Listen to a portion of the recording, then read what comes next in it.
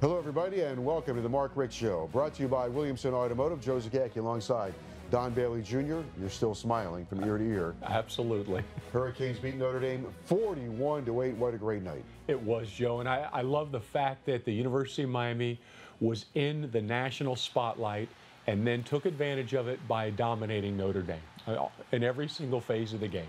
All right, coming up this week, it's the Virginia Cavaliers. Special game for Miami. They've got to finish the season. You've got Virginia, then you've got Pitt, and then you have the championship game. You don't want to take anything away from the Notre Dame victory by not being prepared for the next two regular season games. Hurricanes and the Cavaliers Saturday at 12 o'clock. But first, let's take a look back at last Saturday's victory over the Fighting Irish of Notre Dame. Our highlights are brought to you by UL Sports Medicine. We'll get you back in the game. The hype is over. It's time to keep score. Badgley comes forward, and away we go!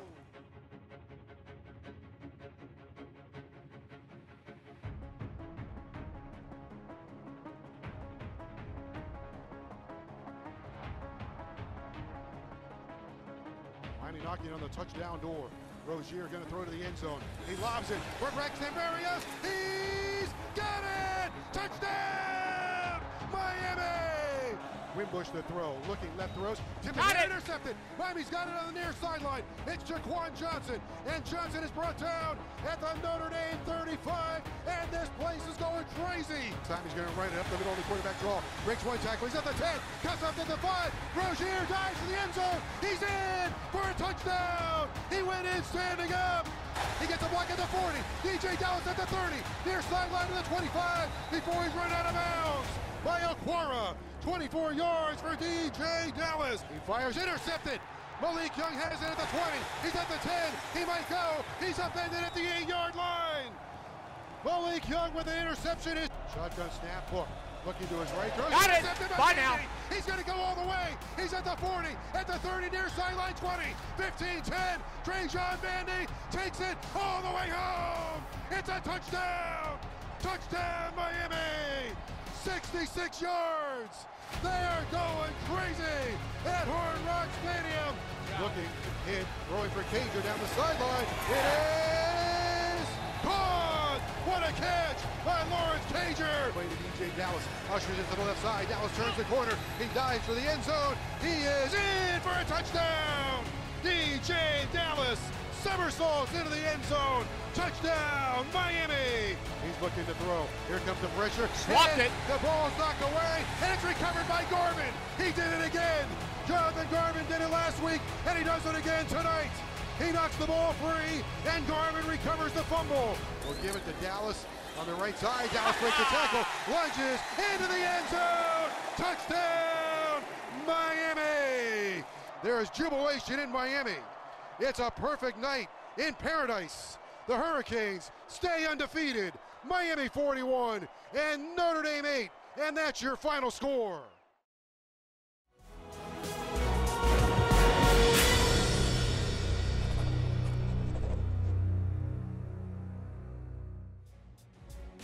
Hello once again, everybody, and welcome to the Mark Richt Show, brought to you by Williamson Automotive. Joe Zagacki alongside Don Bailey Jr. And, of course, the coach, Mark Richt, and another wonderful weekend for the University of Miami. Actually, Coach, it was a perfect weekend in paradise. It was great. You couldn't have asked for a better crowd. And from what I understand, it started at the game day.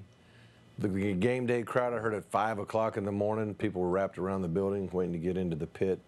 And I turned on the TV just for a moment to take a peek, and I mean, it was as jam-packed full of great, wonderful fans as you could hope. And then when we rolled into the stadium that night, once again, there's no way we would have got in without the police escort, and even with the police escort, it was a challenge to get in, and the whole place was packed. Every parking spot was used up. Every space for a tailgate was being used up. People were just jumping out of their cars and cheering the guys on as the buses were coming in. It was amazing, and I know, from what I understand, the cane walk was unbelievable as well, as you would hope. Now let's dive a little more into Miami and Notre Dame. Where would you like to start? There were so many great things about your defense was stupendous. Late in the game, you had 22 runs and 23 passes. So you had great balance there. You ran on them. You had Vandy on his touchdown, kind of a microcosm of what you've been preaching. He's running down the sidelines, and there behind him are two other freshmen. So you had three freshmen, you know, at a big moment of truth on the field. Yeah, I think that was the biggest play of the game as far as what was going on. We had a big lead. You know, they're trying to make something happen right before the half, try to mount a drive. We're moving it down the field. Had a chance to score a touchdown, get it within a two-score game. You know, that's pretty manageable. And then bang, pick six. And first defensive score of the game. You know, so many turnovers, you would think there'd be another touchdown, but that was the first. And it was huge. I mean, we go up 27. You know, now in the second half, we can offensively just try to take the air out of the game. And, I mean, the last 24 calls I made were runs. Wow. You know, a couple bubble screens got thrown because of their RPOs, but we called 24 runs in a row to end the game. And, you know, and that just chews up the clock. But, you know, we were able to do that with our offensive line blocking up front. You know, we had a 90-yard drive to start the second half. We had another drive to knock in another touchdown at the end and eat up a bunch of clock. So we didn't have to get fancy in the second half offensively at all. And I heard a very good line this week. You can't say turnover chain once. You have to say it 3 times. Turnover chain, turnover chain, turnover chain. Yeah, in the last 4 games, it's been 4 turnovers per game. 4 turnovers per game, 4 games in a row. That hadn't been done very often, probably in the history of college football. It's been amazing. People love it. I mean, the ball's in the air, and people, I think, the fans are willing the players to, you know, to get to the ball. It's incredible. The fans sense the turnover. Yeah. Well, I mean, let's say if we get a turnover and then the offense gets the ball, and if the next play was a touchdown pass, the fans wouldn't even know it happened because they're watching what's going on the bench. You know, the wild celebration of the turnover chain, and so. But that's beautiful. But the key word in this deal with the turnover chain is fun. I mean, everybody's having fun with it. The television people, everybody. Yeah, it's been. And like I said, if we're 5-5 and we've got 5 turnovers the whole season, they're like, look at that. What a joke. You know, people just make fun of it. But when you're winning and you're getting a lot of turnovers, it avalanched. And we're not going to be ashamed of it. We're proud of it. And we like having a good time. Virginia is coming up 12 o'clock on Saturday. We'll talk about that and more about Miami and Notre Dame. But the Cavaliers are coming in, another huge contest for the University of Miami. And we'll continue on the Mark Richt Show right after this.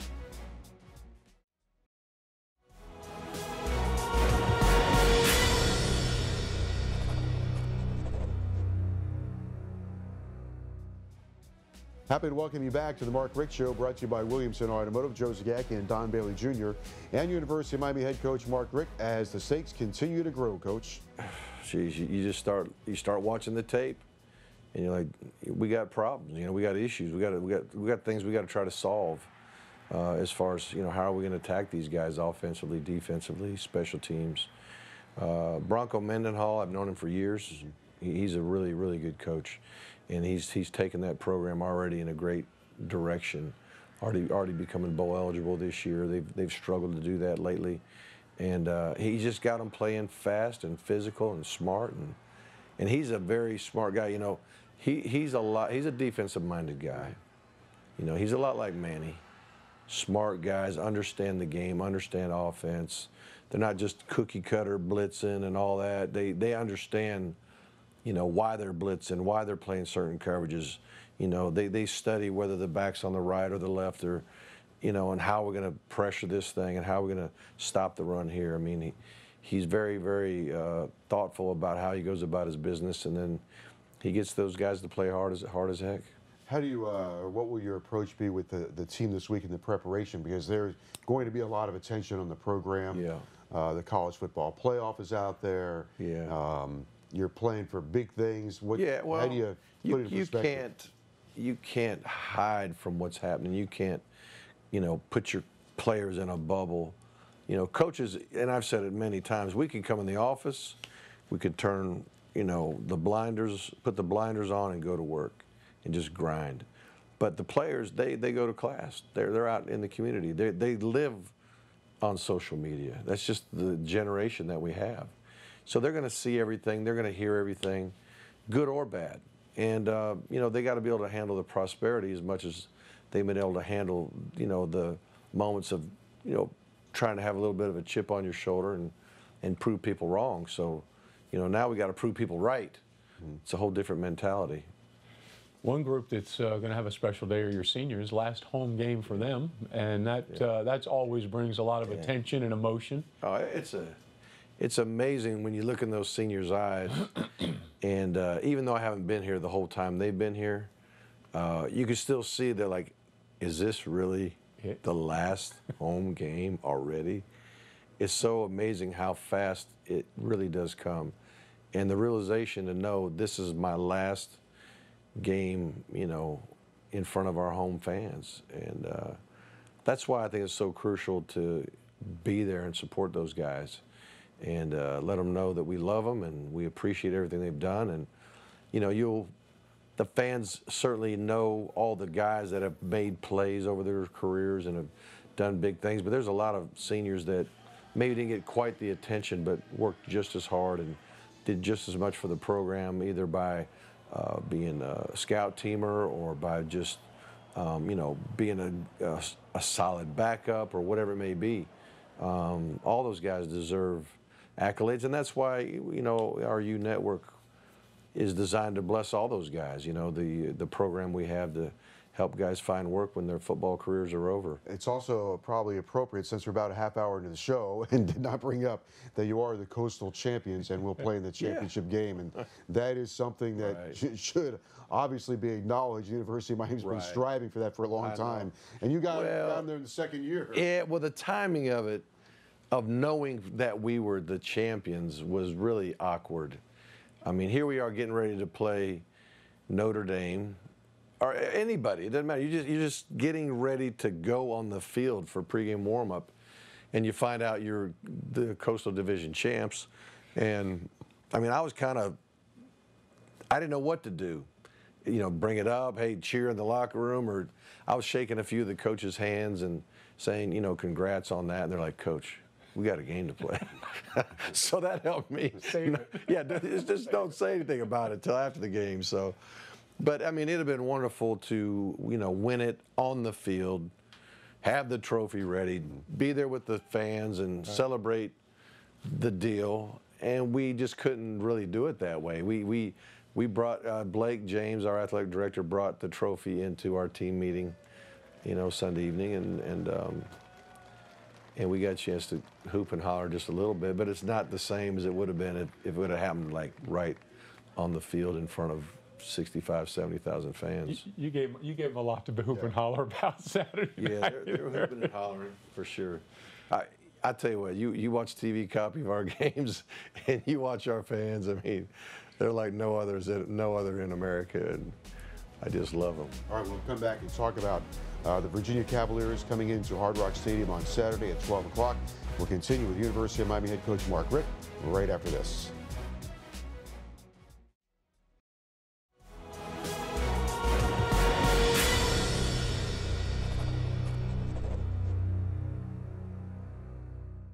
Welcome back to the Mark Richt Show, brought to you by Williamson Automotive, Joe Zagacki and Don Bailey Jr. And on Saturday, it is Miami and Virginia, 12 o'clock kickoff. We'll jump into the Cavaliers a little bit, but as you go into this, and we're late in the season, you're in pretty darn good shape considering your record. Is it particularly satisfying for you being in this college football playoff process? You've been down this road before with Georgia. Well, I mean, you want to win, obviously, every game you play. You want to win the Coastal Division. We know that that's history-making. Even winning a bowl game last year for the first time in 10 years, it wasn't history-making because Miami obviously won bowls before, but it had been a long time. And then, you know, because we've joined the league in the last few years, there's never been a Coastal Division champ. There's never been a Miami representation in the ACC championship game, which is new. So those things are gratifying. Those are, you know, history-making events, and guys, you know, want to shoot for those types of things. And now, all of a sudden, as we're pursuing those things, we find ourselves right in the middle of this college football playoff talk, and it's a tribute to just doing the things you got to do to win. You mentioned Coach Mendenhall, the job he's doing with Virginia. They have an experienced quarterback. Ben Kirk has played pretty well for them this year. Quinn Blanding, the safety. Right. He's been really a good player, great player for them for 4 years. Yeah, he is. Start with a quarterback. You're talking about tough. I mean, the guy from Syracuse, I don't know if you can get tougher than him, but this guy's the same kind of guy. Standing there, so we know we got a guy that'll, can get the job done at the QB position. And then, as you mentioned, their safety, number 3, he's a guy that has been there a long time. He's making a lot of plays. He's a very physical tackler. He understands what's going on in the perimeter. I don't even know what's going on in the perimeter yet. Just studying the film, we got to get a beat on how to help the quarterback understand what he's up against and, what types of progressions he needs to make. So we've got a challenge. It's not just a normal look where you're like, I know exactly what this is. I know exactly how to react. There's going to take a lot of film study to get ready for this one. How do you maybe take us a little bit behind the scenes, just a little bit, but as the week unfolds with you and your coaching staff, your players always seem so dialed in. How do you create the message to set the tone for the week, and how does that process go about? Well, football is a game of repetition. And if you get good quality repetitions over and over and over, you create good habits. And when you create good habits, then when the emotions wear off and the fatigue sets in and you're trying to make a play, either offense, defense, special teams, whatever it may be, at a crucial moment in the game, usually I always say your habits will take over. And so we don't really try to reinvent the wheel every week. We don't try to, think of something new and exciting to motivate. We just try to stay the course and help them understand that every single play all week long is planned out for a certain down and distance situation, whatever it may be. And all the ingredients that you have to prepare for a game are jam-packed into a weekly practice schedule and meeting schedule. And so we just say, hey, understand that you have to earn the right to victory. I use that term a lot. You got to earn the right to win. You earn the right to win in this meeting as we're correcting mistakes from the last game and as we're installing the new game plan and talking about the scouting report of our opponent and then just all the practices, all the different phases that we go through in the kicking game. Coach Hartley got it all mapped out. Every single thing that we got to cover, all week long. That's why if you get a rain or a lightning delay or you can't do what you need to do, it's tough. Yeah. It's tough to be prepared. And sometimes you're deep enough into the season when you could probably afford a day in the gym, but it's just all planned out. And then again, when you watch the opponent film, you know that you're in for another battle. And when we play Virginia, we'll be in for another battle. 2 more regular season games to go, and then an ACC championship game. The stakes again are really, really high. Yeah, 11 weeks in a row without a break. This is week 9 after the hurricane. And sometimes I guess it's a good thing if the momentum's going well for you, but it is a grind, and I'm trying to always help the players understand how important it is to take care of yourself. Mm-hmm. Get that sleep throughout the week. Get your nutrition, get your hydration. When you're left, take advantage of that, because we're trying to maintain strength throughout the season. So, and then you got to go to class, then you got to go to study hall, then you got to do, get prepared for a test, and it's tough on student athletes, and I'm just proud of them and the job they've done, and really everybody who supports them.